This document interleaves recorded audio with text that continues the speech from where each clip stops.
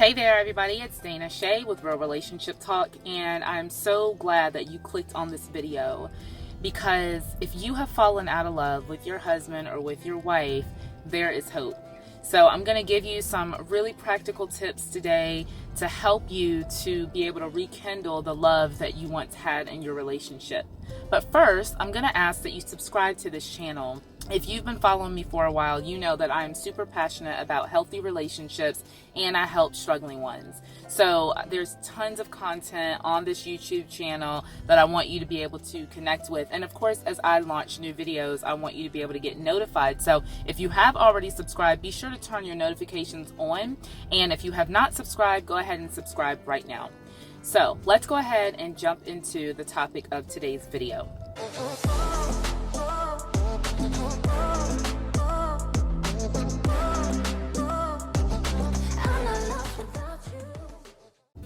If you are in a relationship, you are going to inevitably experience times in your relationship where you feel like you don't love that person. This is very typical, very common in marriage. You guys, I've been married for 20 years, and in 20 years, there are definitely times where I have felt like I'm not in love with my husband. There are times that I felt like I am not in like with my husband, okay? Let's just be real. So, it's normal is what I'm trying to tell you. There's nothing wrong with you, and you don't need to jump ship.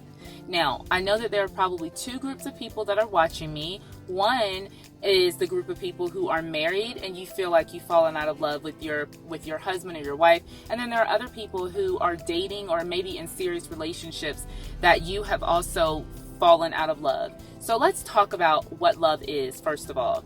Love is not an emotion. Love is not a feeling. Love is not something that you fall into, okay? Love is a choice. Love is a decision. So when you say, I love you, you are telling that person, I am making a commitment. I am making a choice to love you. It's an action verb. I am making a choice to do loving things, okay? So I don't believe that people fall in and out of love. It's not like a pit that you're just walking down the street one day, just minding your business, and oops, I just fell in love. That's not quite how it works. If you have made the decision, again, that word decision, if you've made the decision to love someone, if you've made the commitment to marry someone, then love is something that you need to rekindle. It's a living thing. It's something that it's not happening to you, okay? You are making the choices to connect in loving ways with your spouse. So let's talk about what we most often call love, and really it's infatuation. Infatuation is the early stages of emotion, adrenaline in a relationship. It's the butterflies in your stomach. It's when you can't stop thinking about your husband or wife all day long. They're just, they've captivated your thoughts, and everything is what do they want? What's going to be best for them? And that is very common in like new relationships, right? I mean, that's why we call it the honeymoon phase, because newer relationships have lots of infatuation.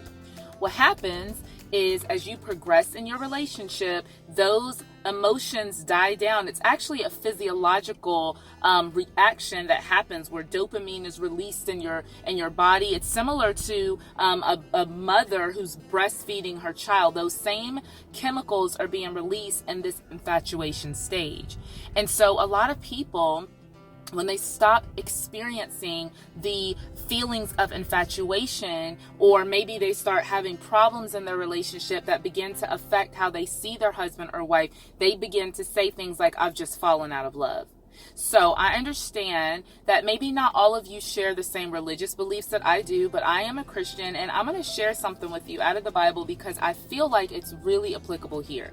Now, if you're a theologian, give me a little bit of grace, okay? I understand that what I'm about to read is not specifically written for married people, but I think that you'll be able to find some application from this. So listen, in Revelation chapter 2, starting at verse 3, this is Jesus, and he's talking to these churches, right? So he says, I know that you have persevered and you have endured hardships for the sake of my name, and you have not grown weary. Maybe that's you today. Maybe you've been experiencing some hardship in your relationship. Maybe you've been enduring some very difficult circumstances and you're getting weary.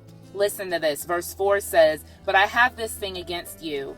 You have abandoned the love that you had at first. Listen, here is the key. Remember then how far you have fallen. Repent and do the works that you did at first. You all, how do you fall back in love with your spouse? It's really simple. First of all, you need to repent. Now, that word repent doesn't mean that you're the scum of the earth and you've done something bad and you need to ask for forgiveness. The word repent simply means to turn around. You were going east, now you're going west. You were going north, now you're going south. You go in a different direction. You're turning around. So what are you doing right now that you can change, that you can make a tweak to?